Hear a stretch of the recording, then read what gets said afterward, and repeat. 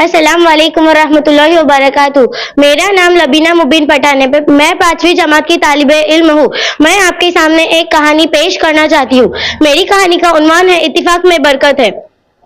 किसी गांव में एक किसान रहता था। उस किसान के 4 बेटे थे।